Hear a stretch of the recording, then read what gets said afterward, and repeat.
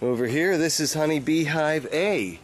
This is the hive that we harvested honey from last week, and the bees are still pretty busy. They haven't been too upset. I went in and checked on them yesterday, and they're doing fine and making more honey for themselves for the winter. Even though it's July, the bees know winter's coming. And just to give you an idea how safe it is out here, I'm right in the middle of their flight path, and I don't have any shirt or socks or anything on. They're not bothering me at all. They're just wonderful creatures. Look how busy they are, coming and going like crazy. They just don't stop. I like coming home from work and watching them, and it really humbles me to show how little I work compared to how hard they work. I'll give you a front view of this U-shaped garden here. Show you how tall these tomato plants are, exceeding 7 feet in height right now. Very nice. We'll go back to the top of this hill over here, and I want to show you the special thing that I did this past year. With the help of my family, we have 2 rows of plants here. On the outside we have elderberry plants, which will grow up to be about 6-foot bushes. And on the inside we have a variety of blueberry plants, which will grow up to be about 5-foot bushes. We've got elderberry, blueberry, nice little pathway right here, going to be very cool. And they seem to be doing pretty well. Each of these is built on top of buried wood. There's a couple of buried logs under each of these bushes to help provide nutrients, hold and store water, and release it slowly over time. Over here is another showcase garden.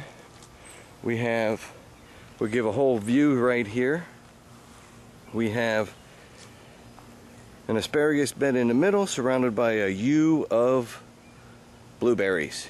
And again, a mix of blueberry plants here, so that they'll be blooming at different times.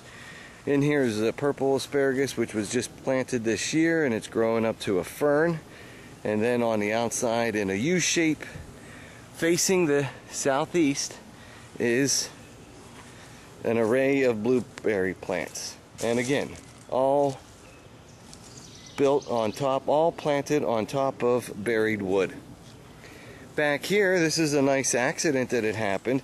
This is a hugelkultur bed that was supporting garlic and onions, and must have thrown in some compost from last year, because now we have a couple of pumpkins growing right up in here. Nice big pumpkin plant.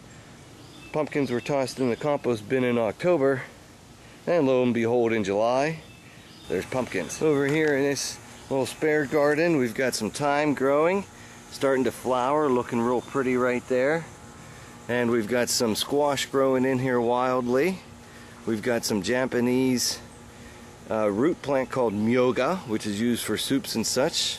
And a weed right here, we just toss that out and put it in here for fertilizing these plants. And then over here we got some more morning glory that'll creep their way up the railings of the deck, like this one's doing. And they all end up looking pretty nice by the time the rest of the summer comes through. Over here we have another raspberry plant, and there's another raspberry plant I want to show you. In here we had a lot of Swiss chard and endive growing. We had a lot of garlic planted in here. But right now there's flowers in here, and there's going to be corn and Japanese beans, edamame, are growing up in here right now. So there's not much to see, but they're coming. I want to show you the showcase sunflower. Just look how big and tall that sunflower is, being pollinated by some friendly plant right now. Being pollinated by some friendly insect right now up there, but just look how tall that is. Just beautiful.